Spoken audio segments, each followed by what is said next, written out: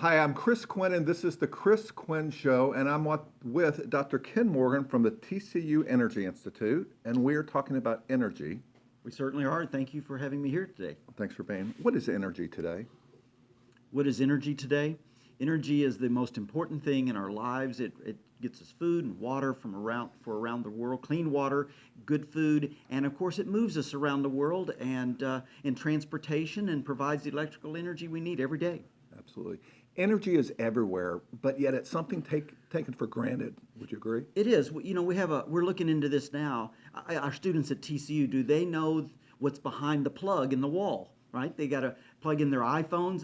But what's producing that energy that makes it? Hey, if we go to electric cars, you plug them in. What's behind that to produce that energy for those electric cars? Great.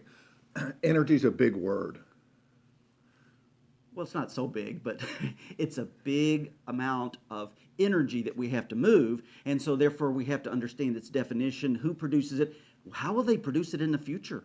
The world population is growing all the time, so what will we do to produce that energy for, like you say, that big word? Right. But when I think of energy, fossil fuels, nat gas, wind, lots of alternatives today. Where do you really see this energy debate going, if you will? Well, you know, I see some of what we would call base fuels that we have. Some of the fossil fuels will level off, and they'll be there as a background because you can deliver them quickly, efficiently, all over in emergency areas if you need them. What I do see is a growing interest for some of the alternatives because it just takes the load off of your energy base. So if we can have wind and tidal and maybe even a little more nuclear, we got to look into that. But solar, it takes the load off of the increased energy we're going to need in the future. We got to have all sources on the table. Terrific. Let's talk about these gas prices. Gasoline prices now, we saw a little surge there, kind of internet driven. I get it, social media, but also there was some interruption at the ports in Texas, in South Texas, in Houston, in producing and delivering the gasoline and diesel that we need for a lot of our transportation. So, but notice what's happened. We saw them spike up 30, 40 cents or so in lines, and then now it's dropped back down. We see 230, 225 in that range. It's pulled back down because it is demand driven. It's supply demand, and everything got back up to speed, and they were able to move that gasoline and diesel all over. Great. What's the future of energy look like? I think the energy of future is about learning more about it so that we can understand we're going to need more of it. We're not going to need less, we're going to need more. If nothing else, because the global population continues to increase.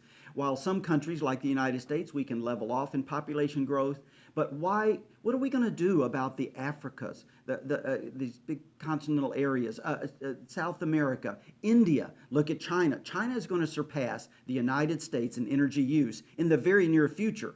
And India is right on their heels. There's 1.3 billion people in India. We think first of China, but we got to look at India, then we look at Africa and what we can do to get them longer lives and better hospitals. They're going to need energy. They need fresh water. They need more food for their population. So you got to look outside the boundaries of the United States. We are just about self-sufficient. Yes, we import some, but we can produce a lot of energy if we really geared up. What are we going to do for those countries that are going to need a lot of it in the near future? Great. Rex Tillerson going to Washington.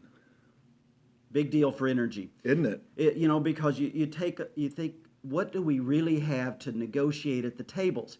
One is resources, whether it's food to help countries that we can export or even help them find water, but the base of that is energy. So you've got somebody in there who has done it on a global scale, who understands that while we're negotiating across these other issues that are at stake, behind the scenes is how will the U.S. play a pivotal role in the future energy supply and movement around the world? We're already the largest producer of oil and gas. What about if we were, the largest producer of wind and other forms of energy? The more we use here, the more we can help other countries, and that's what a Secretary of State needs to know. What can the United States do in the future to make those deals that he's brokering become geopolitical deals? And that's the name of the game.